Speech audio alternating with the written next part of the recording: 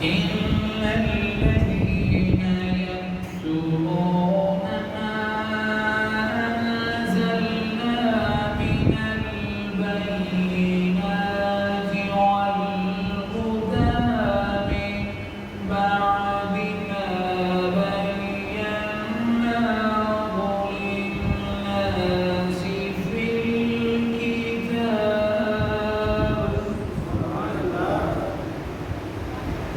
ما بيناه للناس في الكتاب أولئك يلعنهم الله ويلعنهم اللاعنون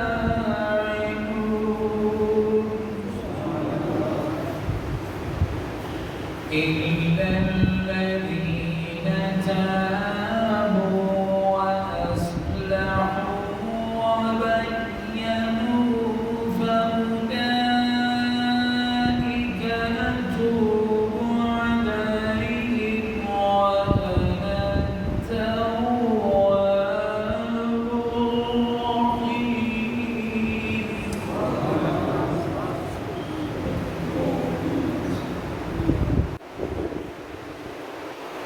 إن الذين بے شک وہ لوگ یکتمون چھپاتے ہیں ما جو انزلنا ہم نے نازل کیا من البینات واضح آیات اور نشانیوں روشن باتوں کو والہدی اور ہدایت کو وہ لوگ جو چھپاتے ہیں ہماری واضح نشانیوں کو اور ہدایت کی باتوں کو من بعد بعد اس کے باوجود اس کے ما بیناہ للناس ہم نے ان کو چھپایا نہیں تھا واضح کیا تھا لوگوں کے لیے فی الکتاب بھی اپنی کتاب میں واضح احکامات دیے تھے مگر پھر بھی انہوں نے چھپائے اولئک یہ چھپانے والے یلعنہم اللہ اللہ ان پر لعنت فرماتا ہے وَيَلْعَنُهُمُ اللَّاعِنُونَ اور لعنت بیچتے ہیں لعنت بیچنے والے سارے إِلَّا الَّذِينَ اللہ حرف استثناء ہوتا ہے یعنی کہ نکاح کے حرف میں سے ان لوگوں کو سوائے ان لوگوں کے وہ نہیں قوم تابو جنہوں نے بعد میں توبہ کر لی وَأَصْلَحُوا اور اپنی اصلاح کر لی اپنے آپ کو ٹھیک کر لیا ٹھیک کیسے کیا جا سکتا ہے جب تک جرم باقی رہے معافی نہیں ملتی انہوں نے اپنے جرم کا دھونا دھویا کیسے وَبَيَّنُوا انہوں نے وہ کھول کر چیزیں بیان کر دی جو چھپائی تھی فَأُولَئِكَ بس یہی ہیں وہ لوگ أَتُوبُ عَلَيْهِمْ جن کی میں قرآن میں گارنٹی دیتا ہوں میں نے توبہ قبول فرما لی وَأَنَا التَّوَّابُ اور میں ہی توبہ قبول کرنے والا الرحیم بڑی مہر والا بڑی مہربانیاں فرمانے والا پچھلی بات کا ایک حصہ سنیے اس کے بعد اس کا شان نزول سنیے یہ جو صفا مروہ ہے اس کے اندر چکر لگانے کے لیے اللہ تعالیٰ نے ارشاد فرمایا تھا فَلَا جُنَاحَ عَلَيْهِ أَن يَطَّوَّفَ بِهِمَا کہ اس بات میں حرج نہیں ہے کہ لوگ عمرہ کے ارکان کو ادا کرتے ہوئے حج کے مناسک و ارکان کو ادا کرتے ہوئے صفا مروہ کا دور کرے اور سعی کرے کیا حج محسوس ہوتا تھا حج تو کوئی نہیں محسوس ہوتا عبادت اور بندگی ہے حج یہ محسوس ہوتا تھا ایک پہاڑی پر اصاف متنصب تھا اور ایک میں نائبہ یہ جو مشرک لوگ تھے انہوں نے بعد میں اضافہ کیا اپنی طرف سے من گھڑت چیزیں داخل کی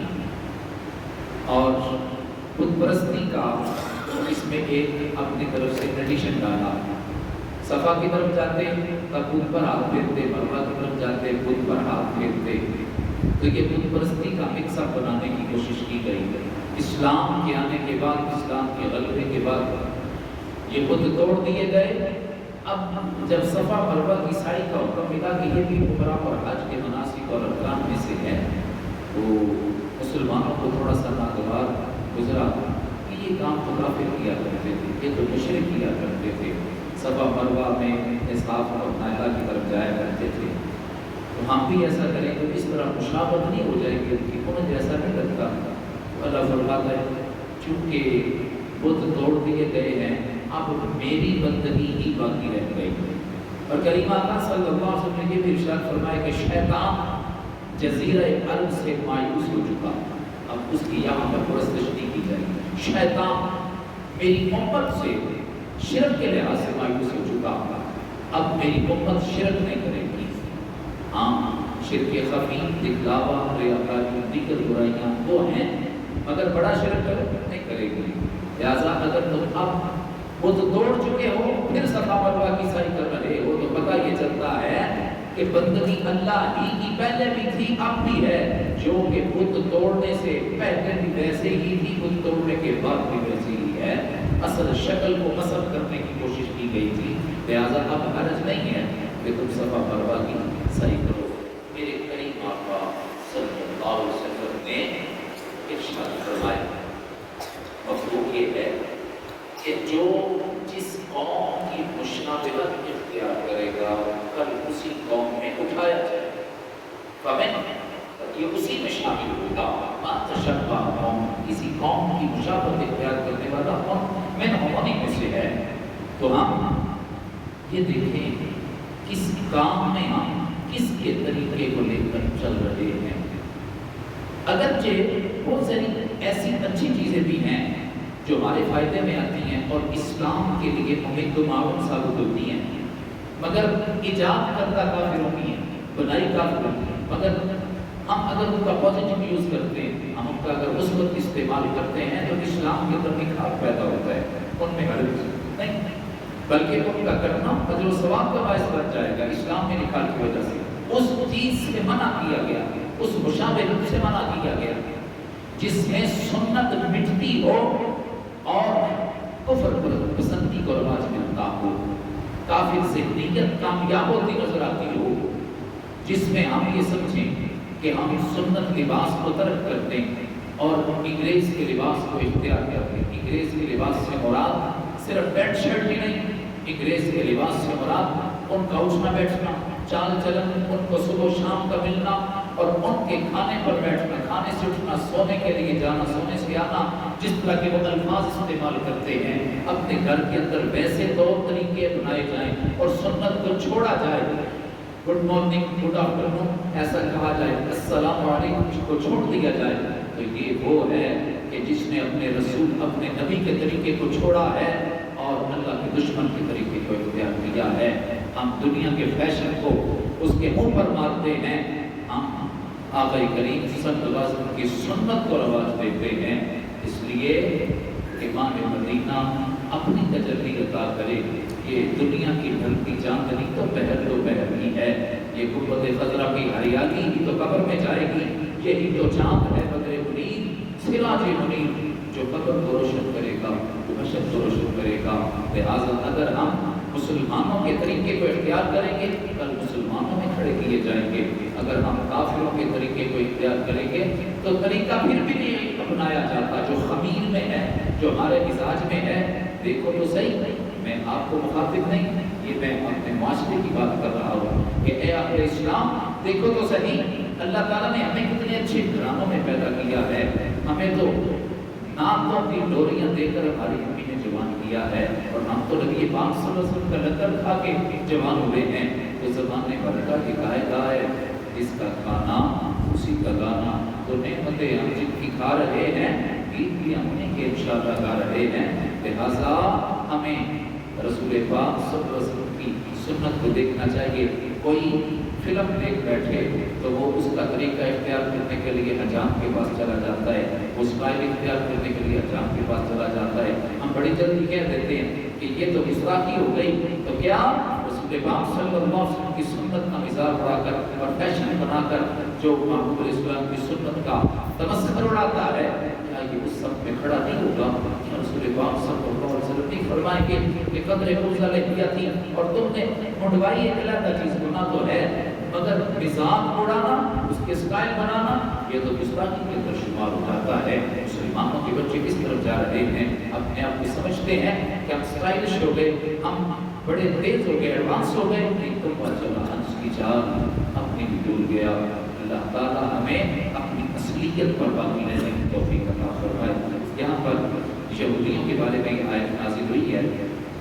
علماء یہود جو کرتے تھے اپنے عہدے اور مرتبے اور منصب کا غلط فائدہ اٹھاتے تھے کہ لوگوں کو کیا پتا، آج تو پرنٹ میڈیا موجود ہے، آج تو قرآن کی تفاسیر موجود ہیں اور بہت ساری تشریحات اس کی موجود ہیں، حفاظ موجود ہیں، قرآن موجود ہیں، علماء، فضلاء، صوفیاء، اتقیاء، اصفیاء، دین کی تشریحات کرنے والے بڑے موجود ہیں، اور آپ کے پاس خود علم کا خزانہ موجود ہے، آپ جس جگہ سے بھی چاہیں علم حاصل کر سکتے ہیں۔ مگر اس دور کی بات ہے کہ جب تورات کا ایک ہی نسخہ ہوتا تھا، علاقے میں ہاتھ سے لکھی گئی، اس کا نقل کیا گیا، اس کی کتابت کی گئی، اصل تورات کو بدلتے بدلتے انہوں نے کتنا بدل دیا، کیوں بدل گئی؟ اس لیے کہ پرنٹ میڈیا نہ ہونے کی وجہ سے، کتاب کی حفظ نہ ہونے کی وجہ سے، اس کی کتابت کے محفوظ نہ رہ جانے کی وجہ سے انہوں نے اپنی مرضی سے بدلتے بدلتے وہ جو باتیں رسول پاک صلی اللہ علیہ وسلم کی عظمت و شان میں تورات کے اندر اتری تھی، وہ بغض و اناد کی وجہ سے علماء یہود نے چھپا دی۔ وہ جو اپنی مرضی کے خلاف تھی کہ زانی شادی شدہ ہو اس کو رجم کیا جائے، ہمارا بھی یہی قانون ہے، پہلے بھی یہی قانون تھا، جو غیر شادی شدہ زانی ہے اس کو گھوڑے لگائے جائیں گے، 100 گھوڑے لگائے جائیں گے، اور جو شادی شدہ زانی ہے اس کو رجم کیا جائے گا۔ رجم کی سزا ہے اس کو زمین میں گاڑ دیا جائے، سر اس کا بائی رکھا جائے اور اس وقت تک پتھر برسائے جائے جب تک اس کی موت باقی نہیں ہوتی تھی۔ حدود اللہ، یہ اللہ کی حدیں ہیں، اللہ تو اپنے بندے سے پیار بڑا کرتا ہے، تو پھر اس قدر سخت اور شدید سزائیں کیوں؟ اللہ پیار ہی تو کرتا ہے، اسی لیے تو فرمایا دنیا کے اندر جرم کر بیٹھے ہو، دنیا میں میں نے حد کا نظام، حدود کا نظام نافذ کیا تھا، اپنے اوپر حد جاری کروا لو، جان جاتی ہے چلی جائے مگر جہنم کی سزا سے بچ جاؤ گے۔ اگر دنیا میں تم عدالت کی آنکھوں میں دھول جھونک لو تو پھر بچ تو جاؤ گے، مگر میں نے نہ معاف کیا تو پھر کیا کرو گے؟ دنیا میں جس پر حد نافذ کر دی گئی ہے، آخرت میں اس کو بری قرار دے دیا جائے گا۔ پیار یہی ہے کہ چھوٹی سزا لے لو۔ دیکھیے ماں اپنے بچے سے پیار کرتی ہے نا، اس کو تھپڑ مارتی ہے، جب برا کام کرتا ہے، جب الٹا کام کرتا ہے ڈانٹتی ہے، تھپڑ مارتی ہے، کہے کہ ماں جیسا تو رشتہ ہی کوئی نہیں ہے۔ ماں تو جتنا پیار کرتی ہے بیان ہی نہیں کیا جا سکتا، سمندروں کی گہرائی اپنی وہ بھی خشک ہو سکتے ہیں، مگر ماں کے دل کے اندر جو اولاد کی محبت کا سمندر ٹھاٹھی مارتا ہے وہ کیسے خشک ہو گیا؟ آج اماں نے مجھے تھپڑ مار دیا، اپنے جگر کے ٹکڑے کھلی کیسے ہو سکتے کہ اماں پیار نہیں کرتی؟ اماں پیار ہی تو کرتی ہے، اس لیے تو تھپڑ مارا ہے۔ آج میرا تھپڑ کھا کے اپنی اصلاح کر لے گا، زمانے کے تھپڑوں سے بچ جائے گا۔ آج میری جھڑکیاں کھا کے اپنی اصلاح کر لے گا، زمانے کی جھڑکیوں سے بچ جائے گا۔ یہ اماں کا پیار تھا۔ میرا اللہ تو بندے کے ساتھ 70 ماہ سے بھی زیادہ پیار کرتا ہے، اس لیے حدود کا نظام کوئی اس پر ظالمانہ نہ کہے۔ افسوس سب افسوس یہ کہ جن کو کتاب و سنت کا علم نہیں، جنہوں نے دین کو سن کر بھی نہیں دیکھا، آج ٹی وی کی اسکرینوں پر ٹاک شوز کے اندر وہ دین کے نمائندے اور علم بردار بن کے بیٹھے، ان سے دین سیکھو گے تو پھر دین نہیں آئے گا۔ اور محمد عربی کے غلاموں سے دین سیکھو، آؤ علماء سے دین سیکھو، فضلاء کے قریب آؤ، اولیاء اللہ کے پاس، متقی لوگوں کے پاس، کردار کے غازی اور بیدار ماضی والوں کے پاس آؤ، تمہیں پتہ چلے میرے کریم آقا صلی اللہ علیہ وسلم کو دیا گیا دین پیارا کتنا ہے۔ لِيُظْهِرَهُ عَلَى الدِّينِ كُلِّهِ، یہ دین اللہ نے اس لیے دیا ہے تم اس پر عمل کرو گے، تمہیں ساری دنیا کی رنگینیاں پھیکی لگے گی، صرف تمہیں کعبے کی چھاؤں اچھی لگے گی، محبوب علیہ السلام کے قوت فضرہ کی ہریالی اچھی لگے گی۔ لہٰذا جو یہودی تھے انہوں نے جب آیات کو چھپایا، آیات رجم نکال دی گئی، کریم آقا صلی اللہ علیہ وسلم کی تائید اور عظمت و شان میں جو آیت نازل ہوئی تھی کہ آئے گا وہ زمانہ جن کے لیے ہم نے زمانہ بنایا ہے، آئیں گے وہ نور جن کے لیے لفظ نور بنایا ہے، آئیں گے وہ محبوب جن کے لیے ہم نے شان محبوبیت کو بنایا ہے۔ وہ محبوب آنے والے ہیں جو وجہ تخلیق کائنات ہیں، جو علت العلل ہیں، جو سبب الاسباب ہیں۔ اللہ تعالیٰ نے جن کو سب سے بڑا مقام محبوب محبوبیت عطا فرمائے، وہ آنے والے ہیں، جب وہ آ جائیں تو اے تورات کو ماننے والوں ان کی تصدیق کرنا، انجیل کو ماننے والوں ان کی تصدیق کرنا۔ یہ آیات انہوں نے چھپا رکھی تھی، بیان نہیں کرتے تھے۔ اللہ فرماتا ہے میں نے تو بڑے جلی انداز میں، بڑے اجلے انداز میں، بڑے واضح انداز میں لوگوں کو ہدایت عطا فرمائی تھی، مگر وہ لوگ کتنے ملعون ہیں، وہ لوگ کتنے بدکار ہیں، سیاہکار ہیں، بدباطن خون سے باطن ہیں، اتنے زیادہ وہ خبیث ہیں جنہوں نے ان آیات بینات کو، بین واضح آیات کو چھپا دیا۔ اللہ بھی لعنت کہتے ہیں شدید ناراضگی کو، اللہ کی تھوڑی سی ناراضگی بھی ہم برداشت نہیں کر سکتے، اس کی شدید ناراضگی کو کون برداشت کر سکے گا؟ اللہ فرماتا ہے میں بھی لعنت کرتا ہوں، لعنت کرنے والے سارے لعنت کرتے ہیں اس پر، مگر وہ لوگ جنہوں نے بھی کلمہ پڑھا، جب حق نظر آیا، ایک دن تحریک چلی، دل میں تحریک چلی، میں بھی اسی اللہ کی توحید کا کلمہ پڑھتا ہوں، اسی کے بھیجے گئے رسول کا کلمہ پڑھتا ہوں، تو اگر میں اللہ اس کے رسول سے پیار کرتا ہوں کہ اللہ توحید والا،